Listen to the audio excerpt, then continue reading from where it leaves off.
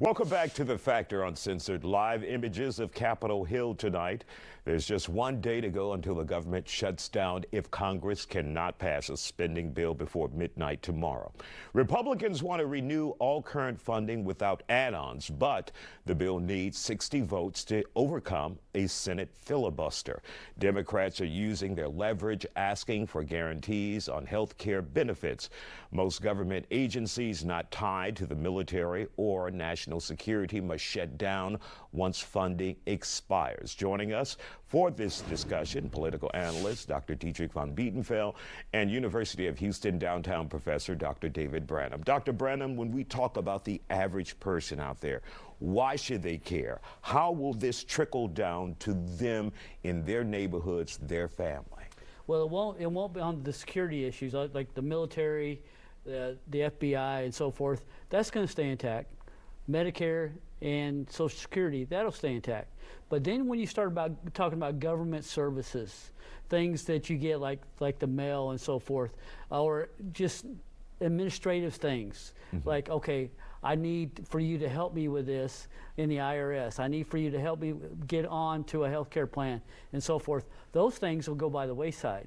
So if you're not an essential employee, you're going to be furloughed and you're not going to be on the job during the shutdown, and all those employees will be missed by people who are used to getting their services. Now, did I hear the Trump administration at any point say not only would they be furloughed, but they would be laid off?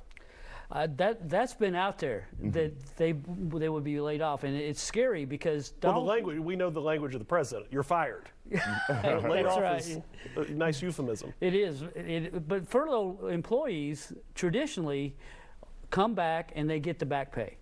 And so now Donald Trump's talking about the possibility of saying, well, they're not employees that we really need anyway. And you can see that his attitude towards federal employees has been, we have a lot of waste in the federal government. So they're talking about laying off these employees that are being furloughed, and it's something that is on the table with the president, at least as far as it actually going through. That's probably going to take some court time and so forth before he can actually implement that. How likely is there a resolution before the deadline? What do you think, Dr. Von Bietenfeld? Highly unlikely with the House of Representatives, who should be originating these bills on spending anyway. But again, we've seen them sort of abrogate that duty. At the end of the day, they're not coming back, and so it would be relying on the Senate. Well, at this point, Senator Schumer, the minority leader, he's got a lot of trouble the last time for working with the Republicans. Well, now he's trying to reclaim that balance. Well, we all know how hard it is, right? And once you dig that hole, it's a lot harder to get out of it than if he had stood his ground the first time. So at this point, it's a lot harder for him to come back and find a concession without seeming weak and further undermining his leadership. But the Democrats have a lot more leverage in the Senate because you need 60 votes in the Senate to get this through. The House, they already passed a resolution, the Republicans did, and sent it to the Senate and just didn't have the votes. So Schumer has a lot more leverage there. But what he's asking for is a lot. $1.5 trillion. That's about $4,000 for every man, woman, and child in the country. That's a lot to ask for just to get an extension for a couple of months.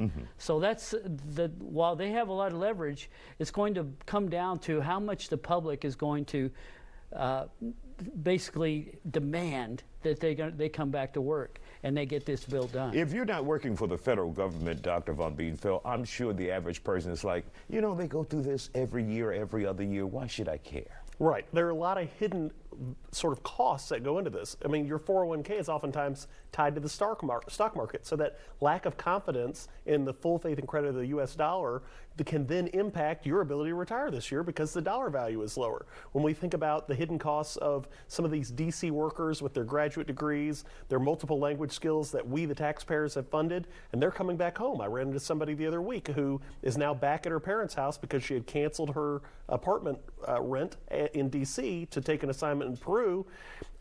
She's much more competitive than a lot of the people locally, so we might see even more challenges in an already stagnant job market. All right, we'll just have to wait and see, guys. Thank you for joining us here on The Factor.